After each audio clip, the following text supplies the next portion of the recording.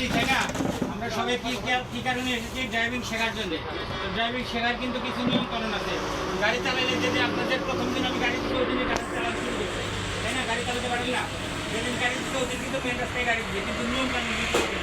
গাড়ি চালাতে হলে প্রথম যে কাজ সেটা হচ্ছে যে 100% অবশ্যই ট্রাফিক আইন মানে চলতে হবে। অবশ্যই ট্রাফিক আইন মানে চলতে হবে। ট্রাফিক চিহ্ন মূলত কত প্রকার? ভিডিও দেওয়া যাইতেছে। ট্রাফিক চিহ্ন মূলত কত প্রকার আছে? 3 প্রকার। একটা কি আছে? বাধ্যতামূলক চিহ্ন বলি, বাধ্যতামূলক, যেগুলোর ভিতরে বাধ্যতামূলক, এটা হচ্ছে বাধ্যতামূলক নাবাচক চিহ্ন। যেগুলো গোলের ভিতরে দিয়ে করা আছে সেগুলো হচ্ছে বাধ্যতামূলক না। এগুলা যেগুলোর ভিতরে না আছে সেগুলো অবশ্যই করা যাবে না। যেরকম এখানে সাইকেল ঢোকা নিষেধ, সাইকেল ঢোকা যাবে না। রিক্সা ঢোকা নিষেধ, এখানে পথচারী পারাপার নিষেধ, এখানে প্রাণী চালিত গাড়ি চালান নিষেধ, এখানে বড় ট্রাকগুলো কি ঢোকা নিষেধ, এখানে মোটরসাইকেল এবং প্রাইভেট কার ঢোকা নিষেধ, এখানে কি যানবাহন প্রবেশই নিষেধ। এগুলো ক্যান্টনমেন্টে গেলে পরে এগুলো অনেকগুলোই দেখতে পাবেন। যেখানে নিষেধ দেওয়া আছে সেখানে ক্রস চিহ্ন দেওয়া আছে। এখানে কি আছে? লেফট টার্ন নিষেধ, এখানে রাইট টার্ন নিষেধ, এখানে কি হবে? থামা নিষেধ, মানে আস্তে আস্তে যেতে হবে কিন্তু থামা যাবে না। এখানে কি হর্ন বাজানো নিষেধ, কোথায় বাজানো যাবে না। হসপিটালের সামনে আছে, উপাসনালয় আছে, মসজিদ মাদ্রাসা আছে, এখানে বাজানো যাবে না। কিন্তু আমাদের তো সেটা ব্যাপারটা কি হর্ন না দিয়ে কারণ করে। এখানে গতিসীমা কি 40-এর উপরে যাওয়া যাবে না, সর্বোচ্চ। আর এই যে গতিসীমা বাধ্যতামূলক নিষেধ, মানে এইখানে আসার পর আপনি 40 কিলোমিটার পর্যন্ত যেতে পারবেন, তার উদ্যোগ না।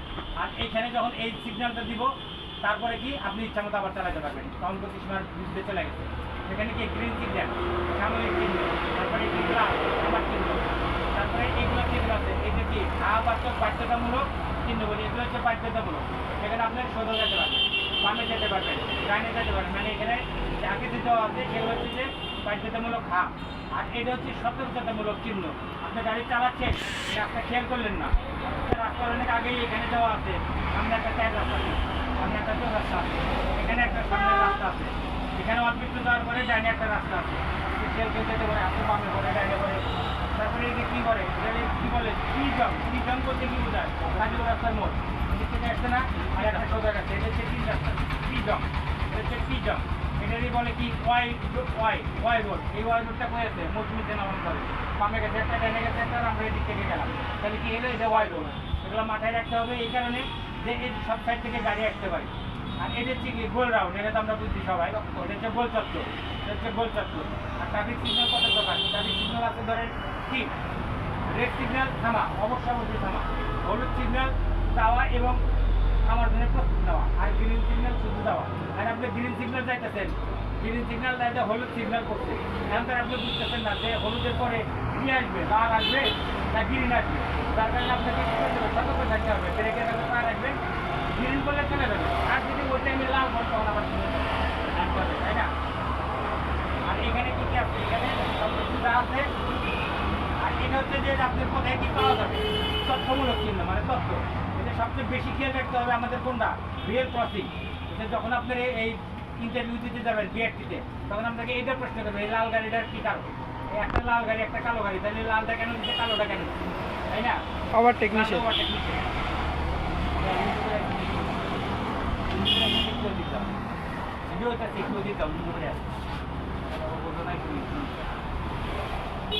তারপরে কি এখানে কি সড়কের কাজ চলতেছে। আর সবচেয়ে গুরুত্বপূর্ণ জিনিস হচ্ছে যে রিয়েল ক্রসিং। এটা হচ্ছে যে আমাদের রিয়েল ক্রসিংয়ে মাঝে মধ্যে অ্যাক্সিডেন্ট হয়। কেন অ্যাক্সিডেন্ট হয়? আমাদের সতর্কতার অভাব। গাড়ির স্পিডে যাইতেছি, অথচ ওই রাস্তাটা আমি নতুন গেছি, আমি কিন্তু জানি না রাস্তায় কত যুগ করে রিয়েল ক্রসিং আছে। যার কারণে রিয়েল ক্রসিংয়ের সিগন্যালটা অনেক আগেই দেওয়া থাকে। যখন এরকম রিয়েল ক্রসিং থাকবে মইয়ের মতো, তখন কি বুঝবেন সেটা হচ্ছে রক্ষিত, এখানে গার্ড আছে, এখানে গার্ড আছে, সে পাঁচটা নামাই দেবে, পাঁচটা বা যেটা দেয় পাইপ নামায় দেয় সেটা নামাই দেবে।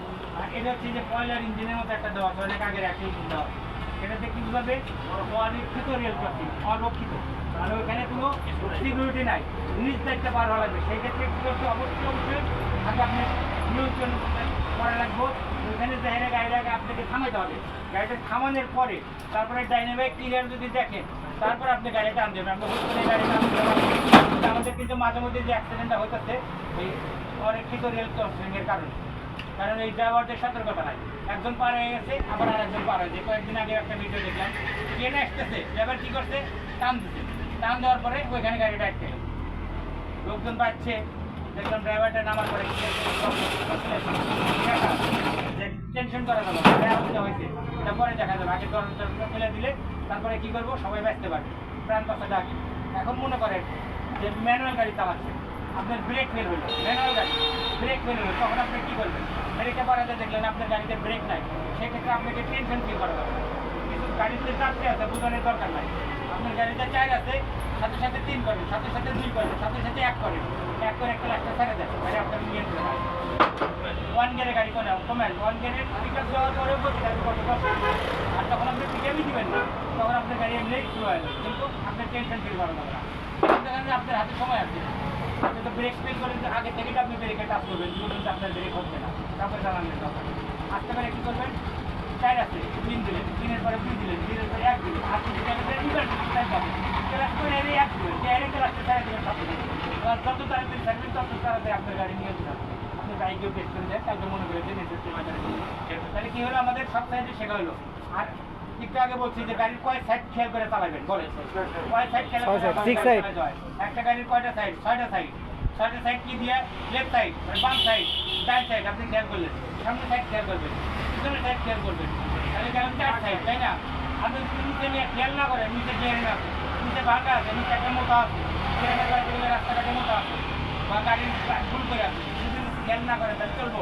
তাহলে কয় সাইড হলো? 5 সাইড। এখন 6 সাইডের কি দরকার?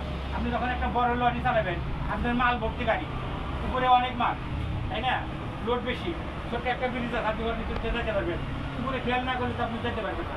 তার কারণে একটা ড্রাইভারের 6 সাইড খেয়াল করে গাড়ি চালাইতে হয়। তারপরেও আমাদের কিছু শ্রেণীর লোকজন আছে ড্রাইভারদের কম বেশি গাড়ি চালায়, কিন্তু সে বোঝে না যে একটা পলিথিন ব্যাগ নিয়ে হেঁটে যাইতে রিক্সার সাথে বাড়ি খায়। আর এই বেটা একটা গাড়ি চালায় 10 টাকা, 20 টাকা, 30 টাকার গাড়ি নিয়ে মালিকের মাল মালিকের কোথায় নিয়ে যাবো, নিয়ে যাবো কোথায়, ওর ভিতর থেকে যে ইনকামটা হয় সেটা নিয়ে তার শুরু করতে হয়। তার দায়িত্ব কত? হয়তো আমাদের দেশের কিছু স্টুপিড আছে যে অ্যাক্সিডেন্ট হওয়ার সাথে সাথে আগে ড্রাইভারে মারে, বোঝারই চেষ্টা করে না যে আসলে ড্রাইভারটার সমস্যাটা কোথায়। ড্রাইভারেরই দোষ ছিল না, যে দোষ দিচ্ছে তার ছিল।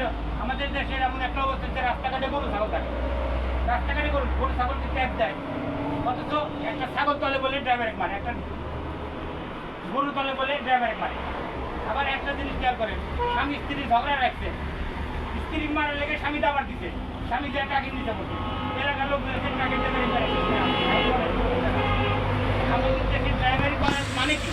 এটা জীবনের ঝুঁকি নিয়ে আমরা ড্রাইভারি মেয়ে তাই করি, পার্সোনাল গাড়ি চালাই, নিজের গাড়ি নিজে চালায়, তারও একটা ঝুঁকি আছে। যে এরকম পেশাদার ড্রাইভিং লাইসেন্স চালায় তারও একটা ঝুঁকি আছে। আমি সব কিছু ঝুঁকি নেয়। আবার একটা অ্যাম্বুলেন্স অবশ্য রুগীকে নিয়ে অতি দ্রুত ঢাকা পৌঁছাবে, তার একটু কম বেশি হবে, কিন্তু রুগী বাঁচানোর চিন্তা করবেন না, আমার অনেক সবগুলো মারা যাবে। বিশেষ করে রং পথে গাড়ি চালাতে হবে। এই যে আমরা যে মোটরসাইকেল দিয়ে রাস্তাঘাটে রং পথে চলতেছে, অটো চলতেছে, টেসলা পাই না কি পাই, সবসময় অটো আছে আছে, এই সমস্ত কাজ করা যাবে না। আমরা তারা শিক্ষিত লোকজন যারা ড্রাইভিং শিখি, আমরা 10 মিনিট পরে যাবো, কিন্তু ভুলেও আমরা রং পথে চলবো না। কি বলে, ঠিক আছে তো? হ্যাঁ, তাকে আজকে বন্ধ রাখবো, কি ভালো লাগছে আজকে নাকি লাগবো? গাড়ি চালানোর সাথে সাথে কিছু করা লাগবো না, শেখা লাগবো না, গাড়ি চালানোর সব কিছু শেখা লাগবে না। গাড়ি চালাই তো প্রথম দিন গাড়ি চালাইছো, তাই তো হয়ে গেছে, ড্রাইভার হয়ে গেছে, তো এগুলো নিয়ম কানুন শেখা লাগবো না। কিন্তু আজকে কী কী করালাম, গাড়ির চাকা খোলা শেখালাম, গাড়ির পার্টপতি সম্পর্কে ধারণা দিলাম, তারপরে কি এই যে রোড সাইড রোড সম্পর্কে ধারণা দিলাম, এগুলোর দরকার আছে না? আচ্ছা ঠিক আছে, তো আজকালের সময় কি কোথাও হবে নাকি? এই সব কিছু টাকা হবে নাকি? এই রবীন চা বানাও, এই তোমার তো ভিডিও দেখুন না, ঠিক আছে? এই একদম সাইড একটু ভিডিও করে দাও, যাও এদিকে এসো। দাদা বলছে এগুলো দরকার আছে না, এগুলো না থাকলে আবার যখন ওই যে তুমি ওই ইয়েতে যাবা, কি বলে তোমার এই বিএডটিতে পরীক্ষা দিতে যাবা, কোনো সরকারি ইন্টারভিউ দিতে গেলে, সরকারি যখন কোনো ইন্টারভিউ দিতে যাবা, মনে রাখবা, মাথায় রাখবা, সরকারি ইন্টারভিউতে কোথাও কোনো সময় জিন্স প্যান্ট আর কেস করে যাবা না, সেগুলো ব্যাটিমি পোশাক। যখন তুমি কোনো সরকারি ইন্টারভিউতে যাবে তখন তুমি নর্মাল প্যান্ট করে যাবে, শু করবা, পুরোটা শার্ট করবা, তাহলে তোমার ওই তুমি 10 মার্ক বেশি নেবে, বুঝছো? এগুলো মাথায় রাখবা। খালি তুমি ওই রকম দামি একটা গেঞ্জি করছো, দামি একটা জিন্সের প্যান্ট করছো, 3500 টাকা একটা এই কেক কিনছো, দেখো তোমার ফেল করেছিল, গাড়িও ভালো চালাইছো, কিন্তু কেক গেলেও বন্ধ নাই, তারপরে সিটটাও ঠিক করে নাও নাই, তুমি গাড়ি চালাবে পারো ভালো, তোমার ওই বাংলাদেশ মানে না, সব কিছু মেনে চালাবে। ট্রাফিক আইন সম্পর্কে যেগুলো ধরলে এগুলো বলবো সাথে সাথে তারপরে তোমার রাস্তাঘাটে নিয়ম কানুন এগুলো বলবে, আর যা যা বললাম ওগুলো সব মনে আছে নাকি?